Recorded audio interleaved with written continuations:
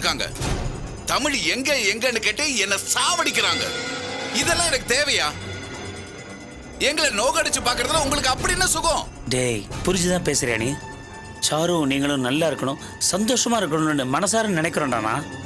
நான் எந்த முடிவு எடுத்தாலும் எதை பண்ணாலும் அதை மனசுல வச்சு எடுத்தாண்டா பண்ணுவேன். சத்தியமா துரோகம் எல்லாம் பண்ண மாட்டேன்டா. தமிழ் இங்கதான் இருக்காருன்னு அவங்க கிட்ட போய் சொன்னீங்களே, அது துரோகம் இல்ல? இல்லடா, என் மனசுல சரின்னு பட்டத மனசாட்சியோட நான் பண்ணியிருக்கேன். இது நீ துரோகம்னு சொல்லாத. சாரு மேல நீ எந்த அளவுக்கு பாசம் வச்சிருக்கியோ அதே அளவுக்கு பாசத்தை தமிழ் மேல அவங்களும் வச்சிருக்காங்க. துளசியும் வச்சிருக்கா. உண்மையை சொல்லணும்னா தமிழ் மேல உனக்கு எந்த உரிமையும் கிடையாது, அவங்களுக்கு தாண்டா இருக்கு. சோ நான் சொன்னதுல தப்பே இல்லை. இத்தனை நாள் காணாம போனவர் திரும்பி வந்திருக்கார். அவரை நீ என்னடா பண்ணிருக்கணும்? சென்னைக்கு அனுப்பி இருக்கணும். ஏன்டா பண்ணல? சாருவோட பாசம் உன் கண்ணை மறைக்குது இல்ல? ஆமா, எனக்கு என் பொண்ணு வாழ்க்கை தான் முக்கியம். சாருவோட சந்தோஷம் தான் முக்கியம். அதுக்காக நான் எந்த பாவத்தையும் செய்ய தயாரா இருக்கேன். டேய், முட்டாள்தனமா பேசாத. தமிழை எத்தனை நாளைக்குடா மறைப்பீங்க? ஒரு நாள்ட்டி ஒரு நாள் அவர் துளசி தேடி போகத்தான் போறார். அப்ப என்னடா பண்ணுவீங்க?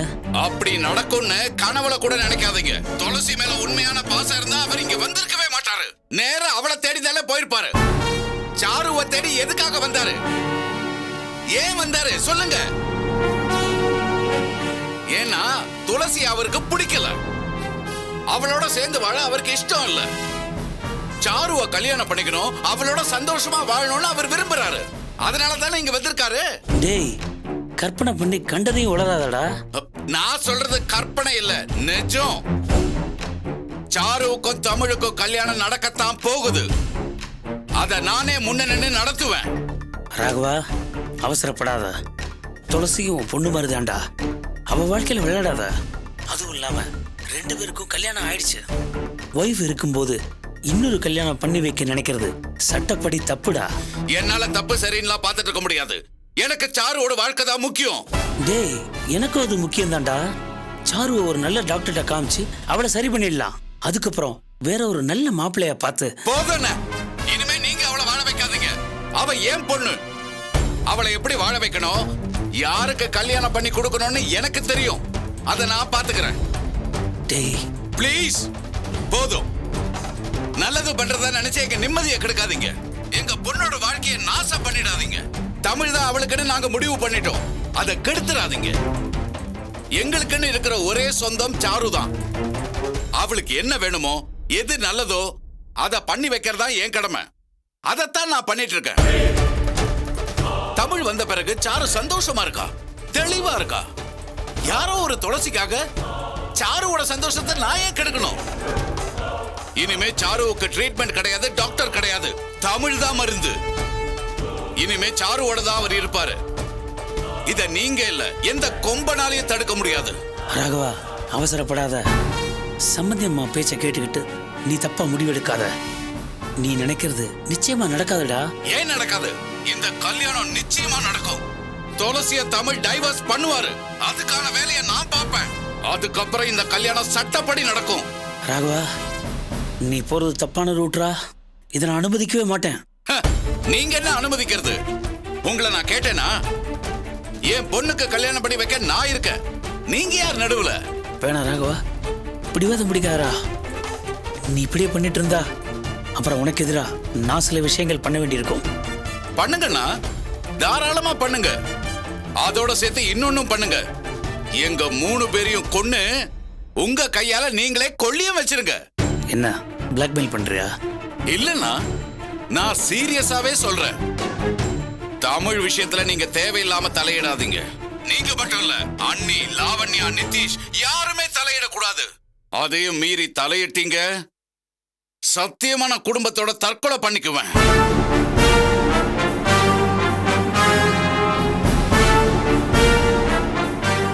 நான் மிரட்டுறதா நினைக்காதீங்க. சாருவுக்கு எதிராக ஒரு சின்ன துரும்பு அசைச்சா கூட இதுதான் நடக்கும். இனிமே நீங்க என் குடும்ப விஷயத்துல தலையிடவே கூடாது. போன வைங்க.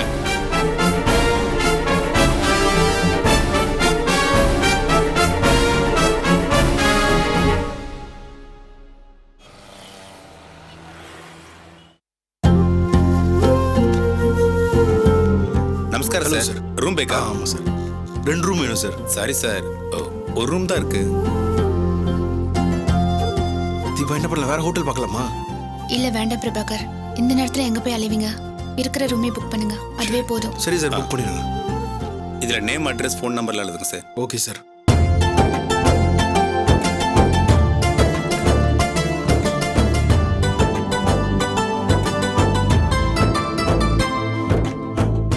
Okay okay, thank you sir. வா தீபா.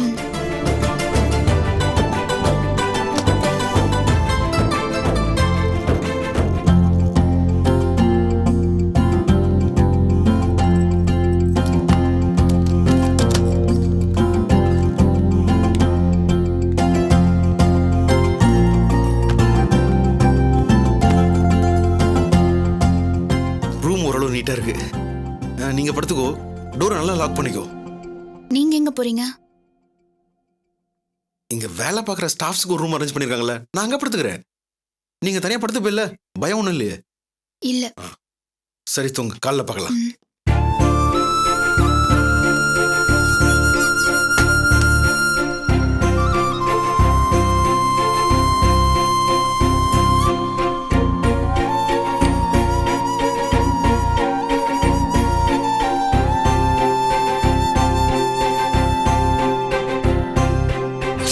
கொஞ்ச நாளாவே ஸ்லீப்பிங் டிசார்டர்ல ரொம்பவே அவஸ்தைப்படுறேன்.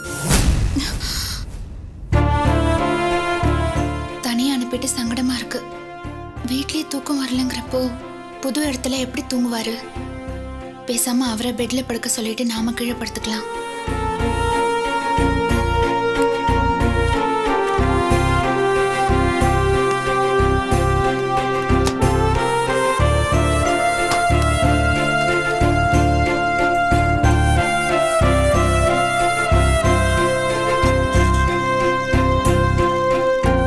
எக்ஸ்கியூஸ் மீ சார், சொல்லுங்க மேடம். என் கூட வந்தார்ல, அவர் எங்க இருக்காரு? அவர் டிரைவர் ரூம்ல தான் இருக்காரு. டிரைவர்ஸ் ரூம்லயா? ஆமா மேடம், அங்கதான். டிரைவர்ஸ் எல்லாம் அங்கதான் படுப்பாங்க. சார் அவர் டிரைவர் இல்ல சார், அவரை கொஞ்சம் கூப்பிடுறீங்களா? எங்க இங்க இருந்து லெஃப்ட்ல போய் ரைட்ல போனீங்கன்னா அங்கதான் ரூம். நீங்களே போய் பாருங்களேன். சரிங்க சார்.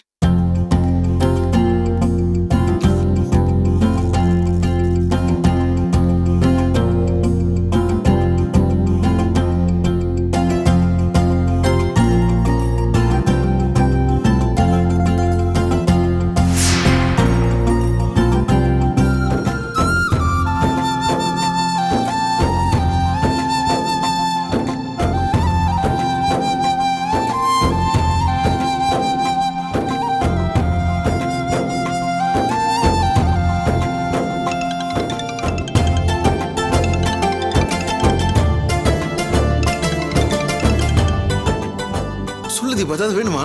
கொஞ்சம் வெளியில வாங்க. வாங்க.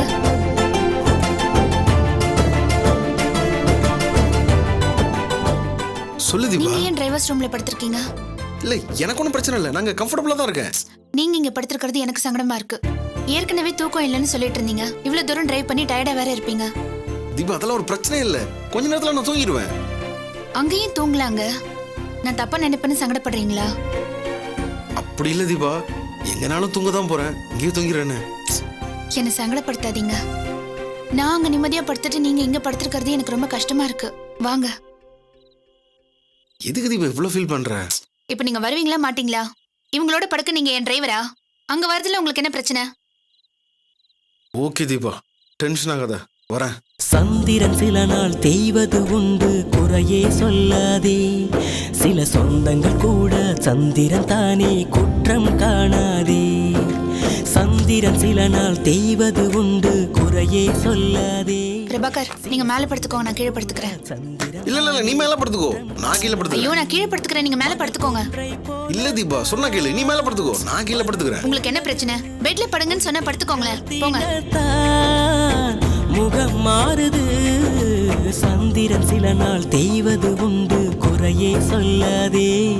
சில சொந்தங்கள் கூட சந்திரன் தானே, குற்றம் காணாதே.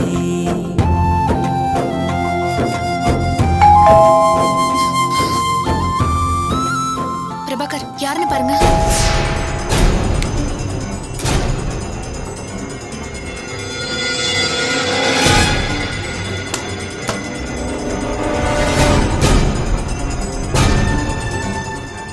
சொல்லுங்க சார். தமிழா? ஆ ரூம்ல எத்தனை பேர் இருக்கீங்க? இவங்க யாரு? பேரு தீபா. இவங்க என்னோட சொல்லுங்க, கேர்ள் ஃப்ரெண்டா? சார் ஆக்சுவலி நாங்கள் மேரிட். இவர் என்னோட ஹஸ்பண்ட் சார். ஹஸ்பண்டுங்கிறீங்க, யாருன்னு கேட்ட யோசிக்கிறாரு. திடீர்னு உங்களை பார்த்தோன்னே என்ன பேசணும் புரியாம அதான். நீ வந்து மாடி விரும்பி பேப்பர் கொடு. இதுல உங்க 2 பேரோட பேரு, ஊர் பேரு, உங்க மேரேஜ் டேட்டு, அப்புறம் உங்க பேரண்ட்ஸோட நேமு, இதை நீங்க 2 பேரும் தனித்தனியாக எழுதி கொடுங்க. நீங்க இப்படி திரும்பி நின்று எழுதுங்க. பெண் கொடி. எழுதுங்க.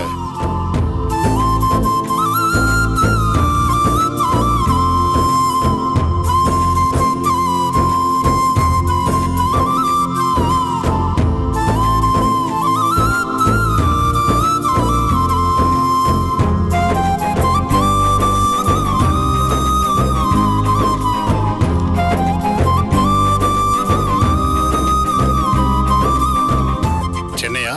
ஆமாம் சார். யோ, நான் ಹೇಳೋ ಡೀಟೇಲ್ಸ್ ಎಲ್ಲ ಕರೆಕ್ಟ್ ಆಗಿದೆ ನೋಡು. Okay sir. Deepa Prabhakar, married on 17/11/2011. Okay sir. Parents Indira Varadarajan, Lakshmanan ಬೋಣ. கரெக்ட் ஆகுதா? ಹೌದು சார். இங்க எதுக்காக வந்திருக்கீங்க? சார் என்னோட ஃப்ரெண்டு வீட்டுக்கு வந்தோம். அன்டைம் ஆயிட்டதுனால தூங்கி எழுந்து காலையில் போகலான்னு இங்கே ஸ்டே பண்ணியிருக்கோம். ஓஹோ, ஒரு டெரரிஸ்ட் இந்த ஏரியாவில் தான் நடமாடிட்டு இருக்கதா எங்களுக்கு தகவல் வந்துச்சு. அதான் விசாரிச்சோம். Sorry for the disturbance. Okay sir. சாரிம்மா. ப்ளீஸ்.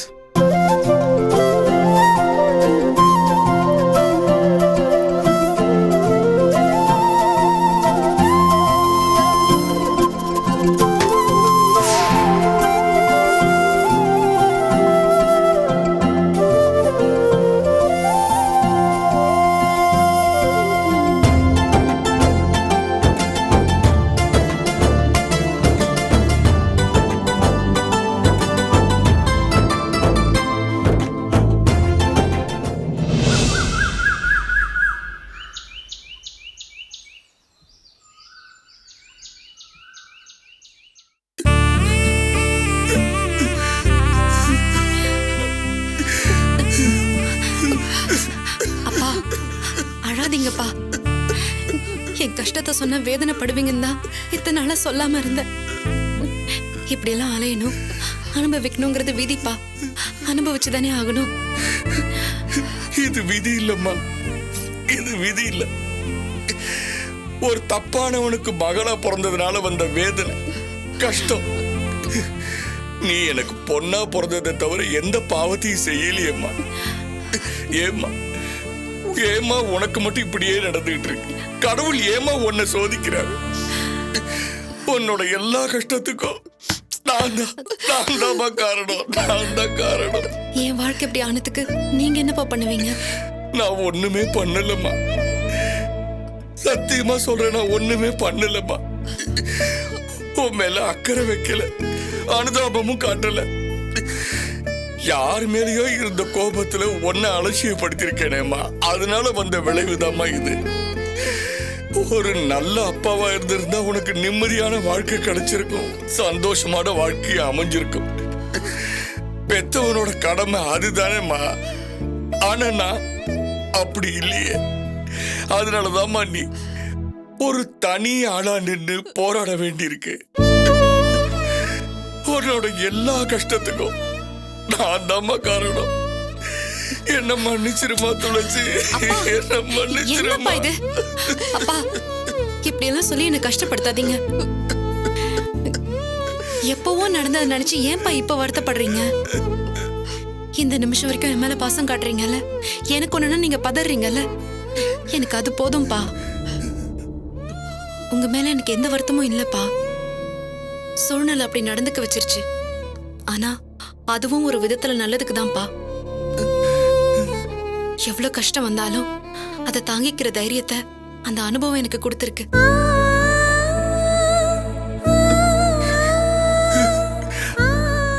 அம்மாடி, உன்னை பொண்ணா பெத்தேனே, வாழ்க்கையில நான் பண்ணின ஒரே ஒரு நல்ல காரியம் அதுதாம்மா. உன்னோட எல்லா கொடுமைகளுக்கும் நான் தான் காரணம்னு என் சட்டையை நீ பிடிச்சிருக்கணும்மா.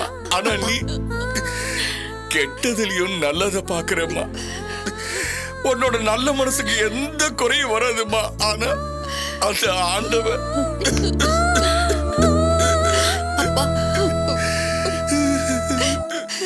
என்னங்க இது? தைரியம் சொல்ல வேண்டிய நீங்களே இப்படி குழந்தை மாதிரி அழுதுகிட்டு இருக்கீங்க. என் பொண்ணுக்கு தைரியம் சொல்ற நிலைமையில நான் இல்லையே பத்மா. ஒரு பக்கம் மாப்பிள்ளையை காணும், இன்னொரு பக்கம் என் பொண்ணு மேல கொலைப்பழி விழுந்திருக்கு. இதுக்கு நடுவுல அவ படிக்கணும், ஜெயிக்கணும், என்னென்னவோ சாதிக்கணும். இவ தனியும் மனுஷியா நின்று எல்லாத்துக்கும் கஷ்டப்பட்டுட்டு இருக்காமா. ஆனா நான் ஜடம் மாதிரி உட்காந்துக்கிட்டு வேடிக்கை பார்த்துக்கிட்டு இருக்கேன். ஒரு துரும்ப கூட அசைக்க முடியலையே. நான் என்னத்த தைரியம் சொல்றது? புருஷனோட துணை இல்லாதப்போ பெத்தவங்க தான் பாரத்தை சுமக்கணும்பாங்க. துளசிக்காக இவ ஃப்ரெண்ட்ஸ் எல்லாம் அலையறாங்க. தம்பிங்கிற முறையில பிரபாகரும் உதவி செஞ்சுக்கிட்டு இருக்காருமா. ஆனா நான் பெத்த அப்பா ஒண்ணுமே பண்ணாம இருக்க, கையாலாகாம உட்காந்துக்கிட்டு இருக்கேம்மா. எனக்கு அந்த வேதனை இருக்காதா சொல்லு? நீங்க ஏன்பா அப்படிலாம் நினைக்கிறீங்க? என் கஷ்டமெல்லாம் தீரணும், நான் நல்லா இருக்கணும்னு மனசால நீங்க நினைக்கிறீங்கல்ல, எனக்கு அதுவே போதும்பா. இப்ப நான் பெங்களூர் போறேன். உங்க மாப்பிள்ளைய போராடியாவது நான் கூட்டிட்டு வந்துருவேன்பா. அவர் வந்துட்டா என்னோட எல்லா கஷ்டமும் தீந்துரும்பா. நான் கேஸ்ல இருந்து கூட விடுதலையாய் வந்துருவேன். நீங்க தைரியமா இருங்கப்பா. சரிம்மா. அம்மா பத்திரமா போயிட்டு வா. சரிங்கப்பா. உனக்கு நல்லதே நடக்கும்மா. அம்மா பாட்டிக்கிட்ட ஆசீர்வாதம் வாங்கிட்டு போ.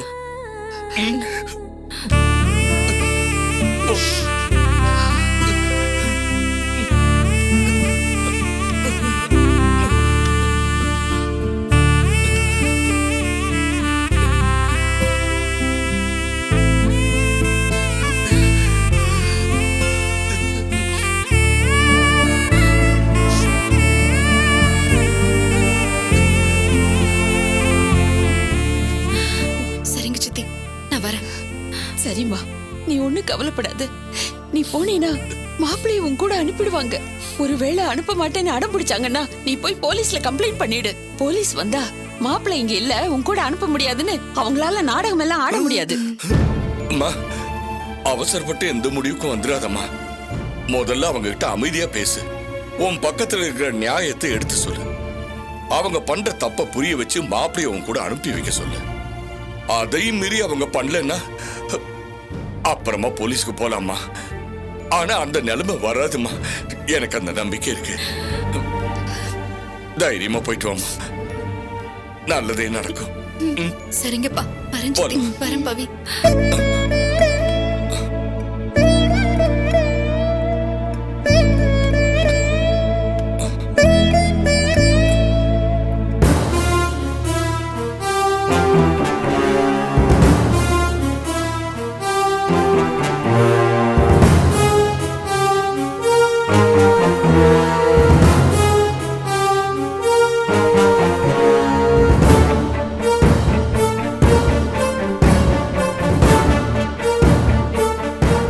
என்னங்க, நம்ம கல்யாணி அதை பத்தி இப்ப பேச வேண்டாம்.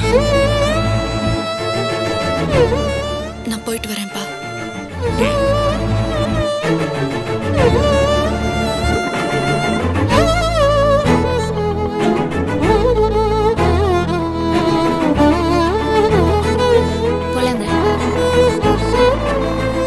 என்னங்க, கல்யாணி இவ்வளவு நேரம் ஆட்டோல தான் இருந்திருக்கா. வீட்டுக்குள்ள வந்துட்டு போயிருக்கலாம்ல. ஒரே மருமக, அவ இப்படி வாசலோட போறது எனக்கு கஷ்டமா இருக்குங்க.